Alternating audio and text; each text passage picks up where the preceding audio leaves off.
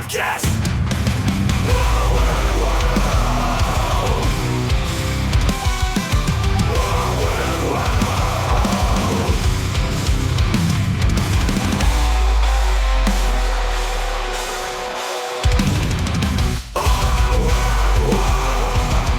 Welcome to our weird world. I'm your host, John Henson, and let's play How Many Things Am I Going to Screw Up Today? Because I still just can't record on a regular schedule, and so I'm very rusty, and my brain's just not going to be in the headspace for this. Already, solid start out of the gate. It is June 1st. It's the start of summer, officially, unofficially. Unless, like, I don't know, I think kids are actually still in school for some reason, which is crazy. Like, if I know back in my day, like, I think our school year ended, maybe it was usually not the week of Memorial Day, but like the week after. And so, like, it was usually like over by the first couple of days in June, but those days you're waking up in June to go to school, just so depressing. You're over it. You're not even doing anything. It's like awards day and then like maybe your last, year-end test or something. And like you're leaving at noon anyway, most of the time. I don't know. Just no one cares. Everyone's over it. Your teachers are just trying anything they can to not kill themselves at this point. And so it's summer break, more or less. I know my kid's out of school and it's real fun over here. So that's great. Love that for me.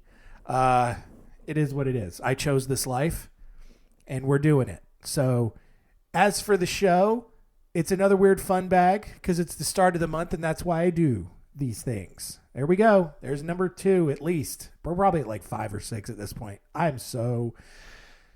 Oh God. We're talking about a cult, some political thing, and a rich kid that got kidnapped. Let's get into it.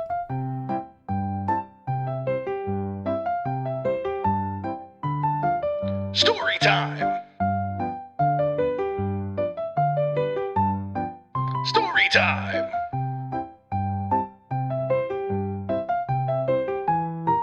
Story time?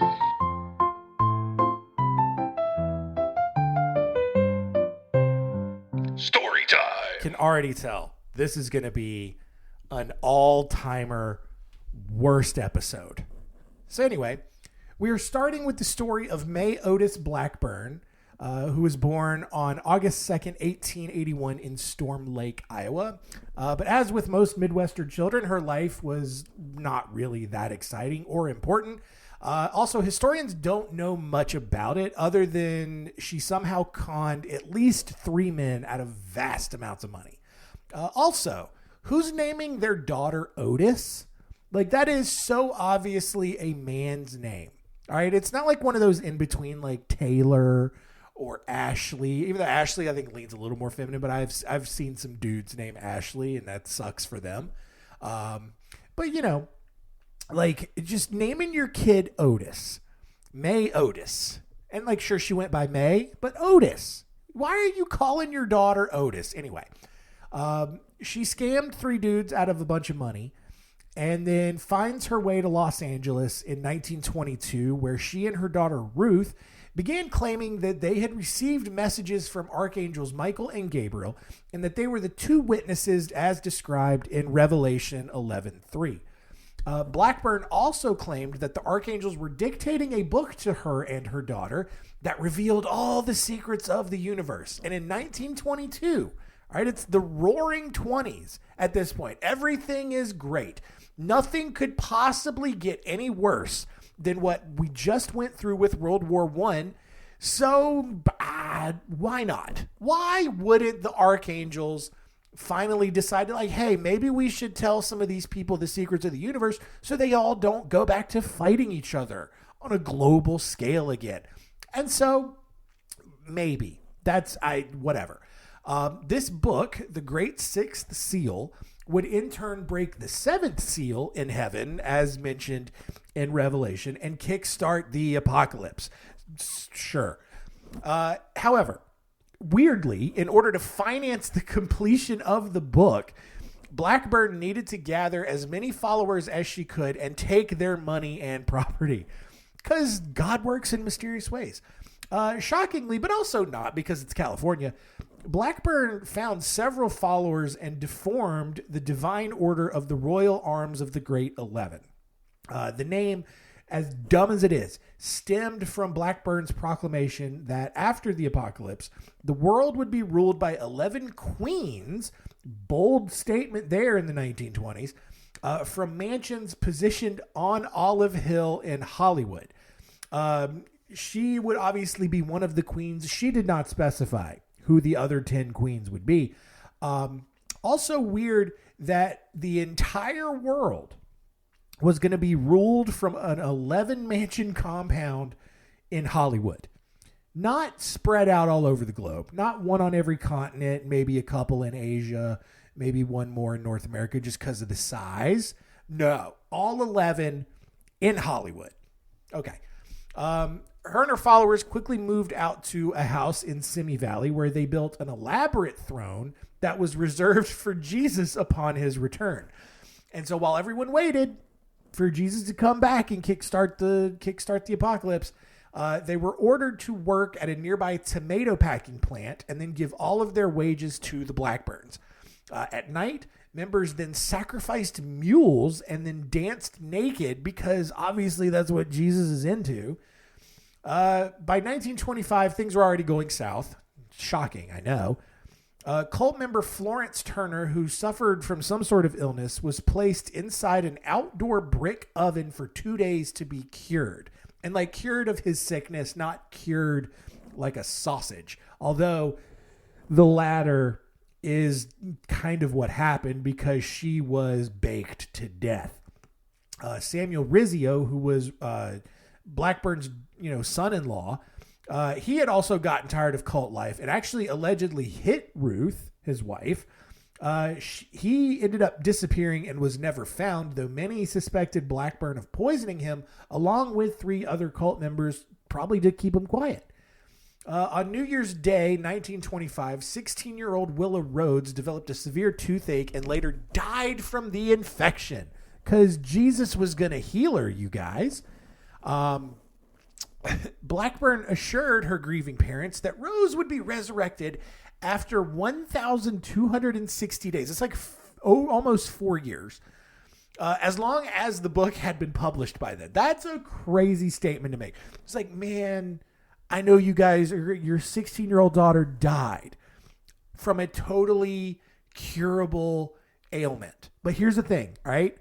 She will be resurrected in 1,260 days, asterisk, as long as our book is published by then. I know we've been working on this book for 3 years. It's a big book, you guys. Gabriel and Michael have a lot to say. There are a lot of secrets in the universe that we didn't know about.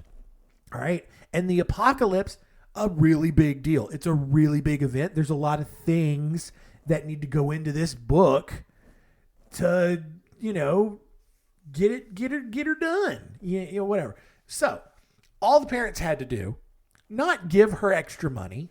No, that would be silly.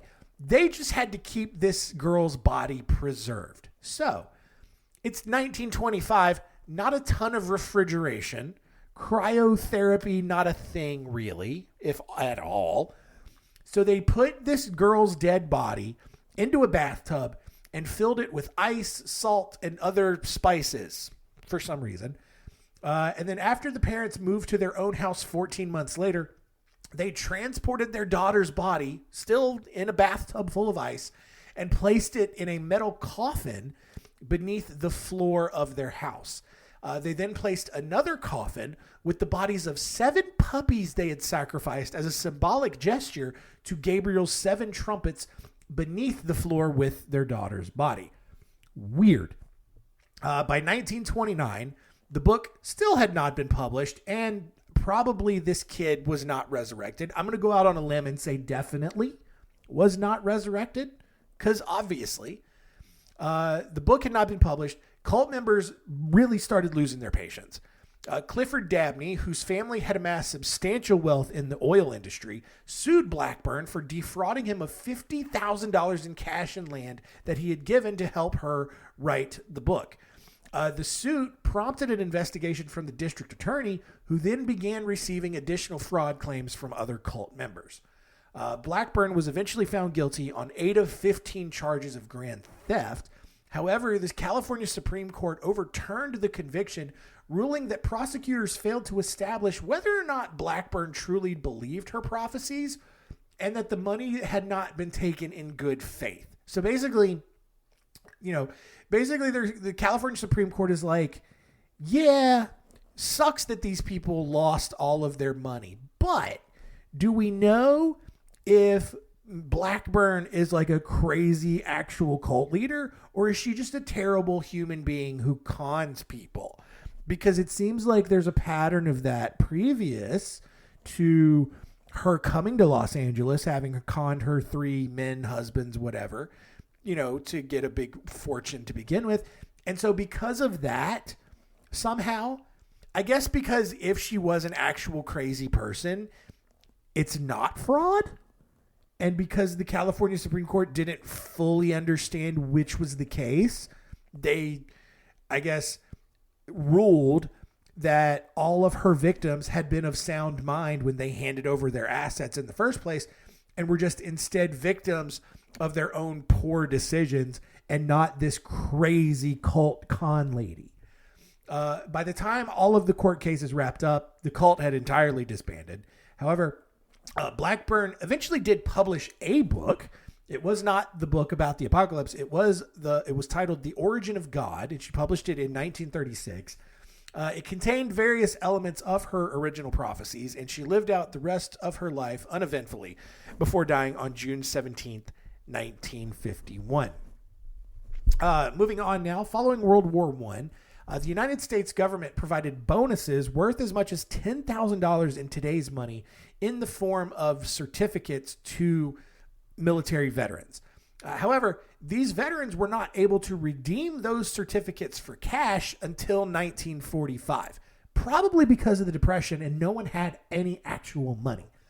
The caveat for this upset a ton of war veterans, and rightly so, many of whom figured that they were probably going to die, whether it was from their injuries or just poor life quality before 1945. But when, the Great Depression hit, that got even worse, and 25,000 angry veterans and their families from Pennsylvania went to Washington, D.C. to protest. Most of the group, dubbed the Bonus Army, camped in what is now Anacostia Park, away from the federal core of the city. Other people took up residence in partially demolished buildings on Pennsylvania Avenue near 3rd Street. Although occupation of this park was illegal, D.C. Police Superintendent Pelham D. Glassford worked out a deal with Ulysses S. Grant III, crazy that whole family's still in Washington, who was the director of public buildings and public parks, to allow them to stay. Kind of a fall from grace, though. Ulysses S. Grant, president after the Civil War, leads Reconstruction. His grandson, director of public buildings and public parks. Anyway, he allowed the soldiers to stay. He gets it. All right. Like, they're pissed off for good reason. Government's like, hey, here's $10,000 that you can get in like 15 years. Sorry. The War Department refused a request by Senator James Hamilton Lewis to set up temporary lodging. So instead, protesters just built their own shelter with old lumber, boxes, and scrap metal. So basically now we've just got like this homeless tent city coming up full of veterans, war veterans, outside of the city.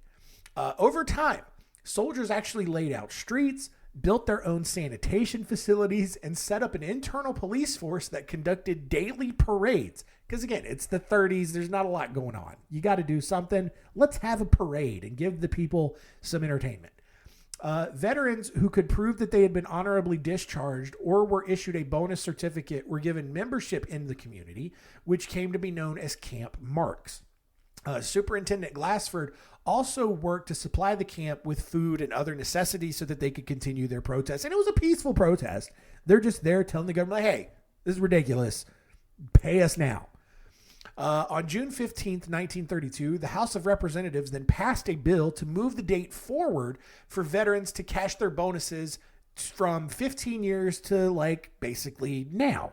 The problem is that 2 days later, the Senate struck down the bill by a very wide margin. And here's the thing that I think a lot of people don't understand. I always see these news stories and people get so excited. It's like, oh, the House passed this thing or the Senate passed this thing. That means it's going to happen. No. Did you not watch the Bill song from Schoolhouse Rock? Just because the Senate or the House passes a thing does not guarantee that it's going to get also approved by the other side of the government. And also, even if it does, the other side of the government's probably going to heavily revise it. And it's not going to be the original thing that got passed that you were excited about to begin with. All right? It's like it's like, I know like one of the big things the last couple of years was like, you know, somebody passed a resolution. Like, I think it was, even if they didn't pass it, it was like someone introduced it. Like, oh, someone introduced a bill to go to permanent daylight savings time. That means it's going to happen. No, ding-a-ling. There's so many other steps that need to, like, oh God. Anyway, like the big thing for like was the health insurance last year. Oh, the House passed a proposal to extend the subsidy so health insurance can stay cheap. That means it's happening. No, it's not, because the Senate didn't do dick about it. It's just, you got to understand how the government works, and it is purposely complicated to keep you in line. And to keep you quiet and to just let them handle it. And guess what? Everyone's cool with it. And then we keep electing these mouth breathers and dum-dums who just go in there and just... Anyway, we're not going to get political. I know this is a political story, and we're going to get through it, but oh boy. Anyway. So, the House passed a bill to allow the bonus army to get their money immediately. The Senate was like... Nah, dog. So, by July 28th, 40,000 protesters were still occupying the area, forcing President Herbert Hoover to order Superintendent Glassford to begin clearing the area rather than just letting the protesters give up and go home, as a lot of them had already done. There was more than 40,000 at one point. As Glassford began his removal, the soldiers who wanted to stay began rioting, and at that point, D.C. police officer George Chenault began firing at the soldiers, killing soldiers William Hushka and Eric Carlson. Crazy, right? D.C. police versus military veterans. And you think things are crazy now. Nah, it's always been a butthole show. I was going to say, I don't know why I said butthole show, whatever. A short time later, General Douglas MacArthur, you know the famous one from World War II? He's in this. He ordered General Perry Miles to assemble federal troops south of the White House. In less than an hour, the 3rd Cavalry, led by George S. Patton, you know the famous one, crossed the Memorial Bridge and joined MacArthur and the other soldiers, along with 5 M1917 light tanks. Members of the bonus army, thinking that these soldiers had come to march in their honor, actually began cheering. What they didn't realize was that General Patton had actually ordered his soldiers to charge at their bonus army with their bayonets and tear gas. So you've got active duty military against all of these World War I veterans in Washington, D.C.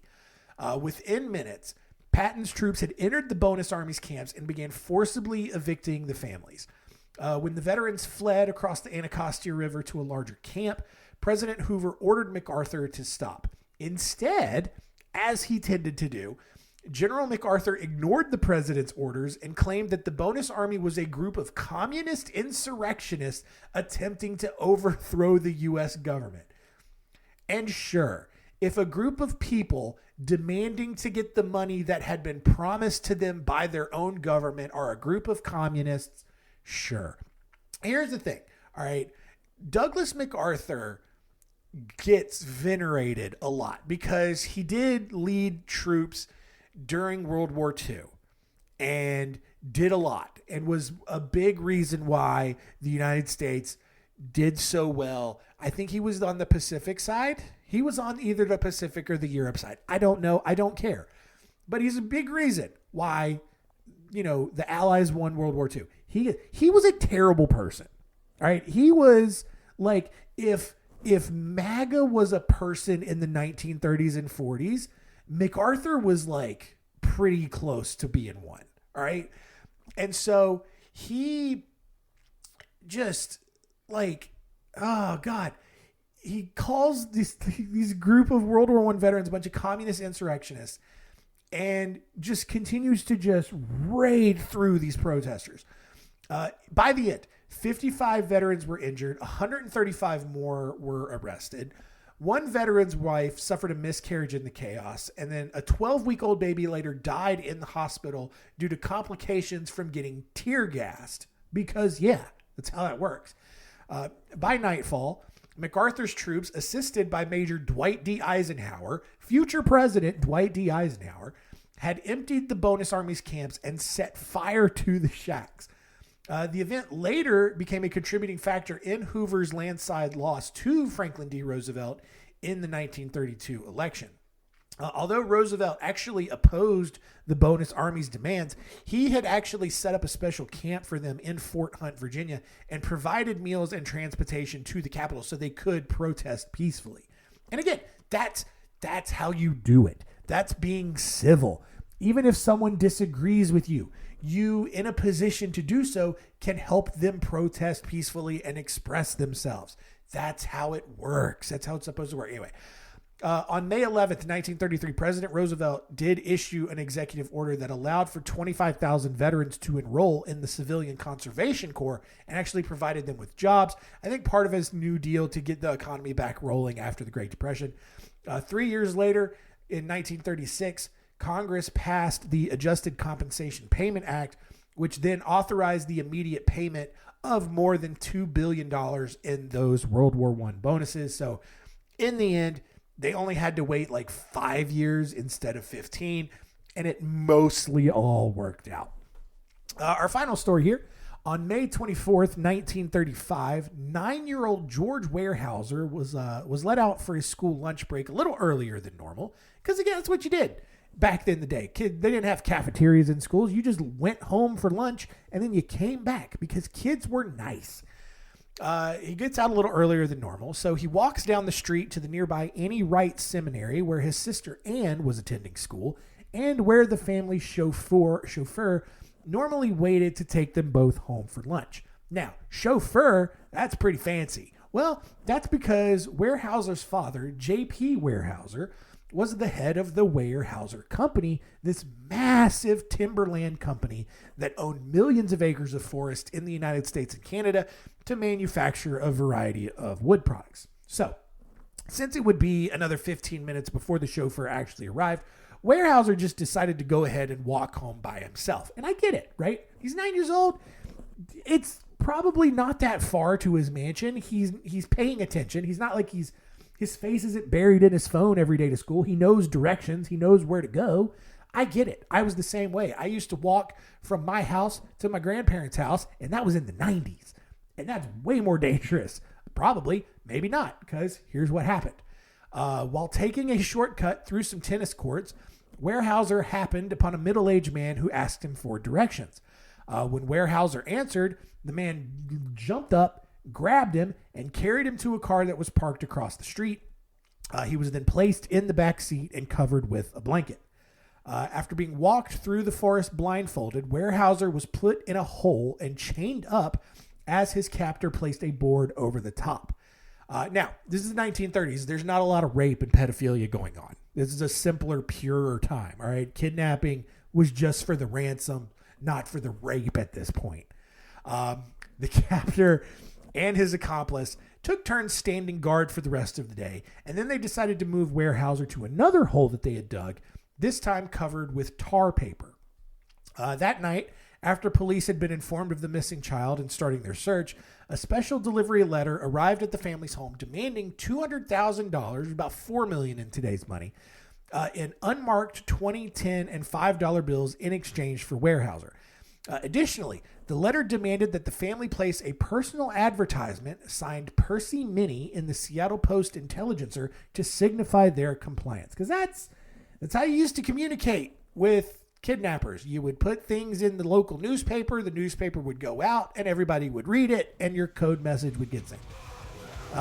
Meanwhile, while all of this was going on, Weyerhaeuser had been taken across the state to Idaho when he was handcuffed to a tree before being taken to the hospital. This is a podcast. I think like this how Papa will rescue you with all of the ransom money, don't you know, sir? He will come. Papa knows what to do. This is a very nice table. You bought it from my father's company, I can see. Quality wood from the Weyerhaeuser company. I don't know. He probably doesn't talk like that. He's 9. On May 29th, another letter arrived at the family's home instructing J.P. Weyerhaeuser to register at the Ambassador Hotel in Seattle and wait for further contact. That night, a taxi driver delivered another note to J.P. Weyerhaeuser at the hotel, directing him to drive to a designated point where he would find sticks driven into the ground and a white cloth attached to one of them.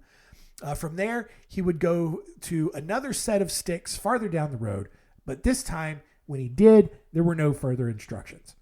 After waiting in the area for 2 hours, he went back to the hotel, and the next morning, an anonymous caller berated him for not following the instructions provided, despite JP adamantly insisting that he was doing what he was told and that, there weren't any other instructions. Later that night, a man with a European accent called the hotel and instructed JP to go to a specified location where he would find a note in a tin can. He did, and over the next hour, he followed this scavenger hunt of instructions that ultimately led to his car being stolen with the ransom money inside it. However, as promised, because it was the captors that did it, George was released and was found in a shack near Issaquah, Washington, 2 days later. So, with everything mostly back to normal, the FBI launched an investigation into the bills that were part of the ransom money and distributed lists of those bill serial numbers to businesses all over the western United States. And again, people only paying with cash at this point, maybe checks too. But like if you're paying with cash, they look at the serial number on the bill, they go through and check. And that's a ton, like $200,000.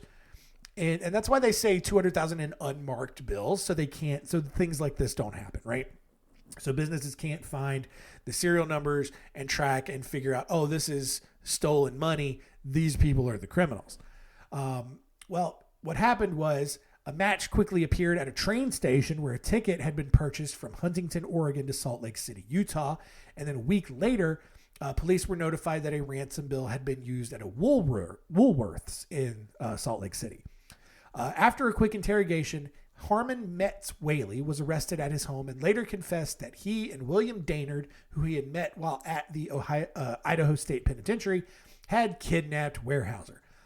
For some reason, roughly $3,700 worth of ransom money had been burned on their stove, which, again, you got $200,000, like $3,700 is not going to do a ton. Whaley also told investigators that he had buried more than $90,000 under some bushes, which police did recover 3 days later. Whaley pleaded guilty and was sentenced to 47 years in prison at Alcatraz. His wife, Margaret, who had unknowingly alerted authorities with her Woolworths purchase. I'm glad that store's not around anymore. What a Woolworths. God, I don't know why I can't say it. She was sentenced to 40 years for her role in the kidnapping because she had stood guard and helped negotiate the ransom amount. Meanwhile, Daynard continued to elude capture for nearly a year before finally being arrested in Los Angeles with more than $37,000 of the ransom money. He was sentenced to 60 years in prison. In all, FBI agents recovered $157,319.47 in ransom money. It's pretty good. While in prison, Whaley then wrote several letters to George Weyerhaeuser apologizing for his actions and, upon his release in 1963, actually had the balls to ask this kid to give him a job. Because by then, right, because this was, several, decades later, right? I don't know, 30 years later almost. This guy, he keeps, writing letters. His kidnappers become his prison pen pal. asks Weyerhaeuser to give him a job because Weyerhaeuser obviously went on to take over the company. And guess what? Weyerhaeuser actually gave him a job. And then Whaley died in 1984 at age 73.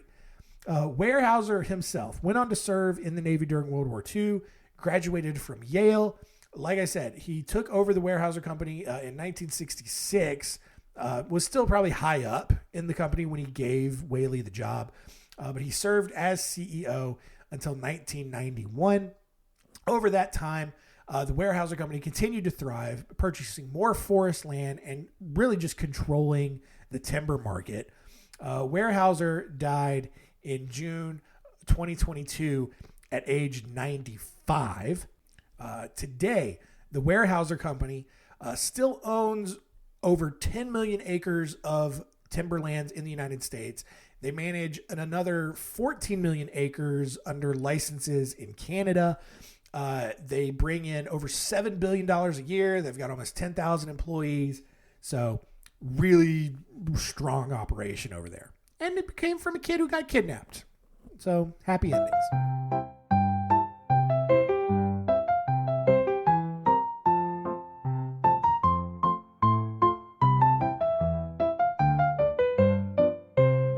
All done. There we go. Weird fun bag number 27 in the books. Let's quickly recap and see what we learned today.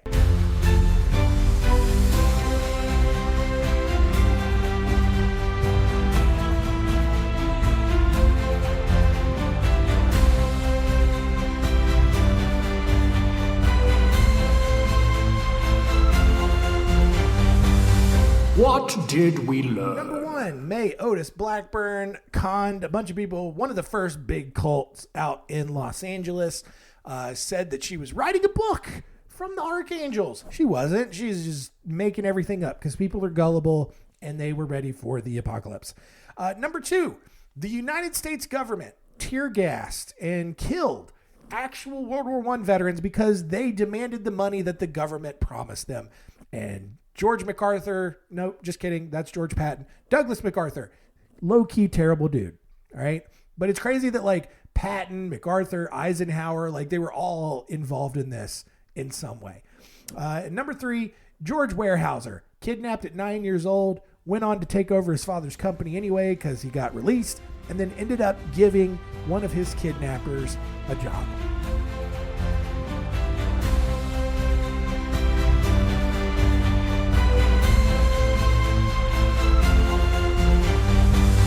What did we learn? Next week, I will be better. This was, I'm sorry for this episode. I feel like I was not my best, and it is what it is. So anyway, next week, we are talking about some more strikes because the bonus army wasn't bad enough. We got to look back at some more times when labor relations weren't great, and you think your job sucks now. Well, it could be worse. It could absolutely be worse. So we're going to look at the Banana Riot, the Thibodeau strike, and the Harriet Henderson strike. Just crazy stuff that people used to just do to their employees whenever they were like, oh, can we just, have a nice place to work? No. Anyway, that's how that goes. So thank you for continuing to listen. Keep telling all your friends and keep it weird.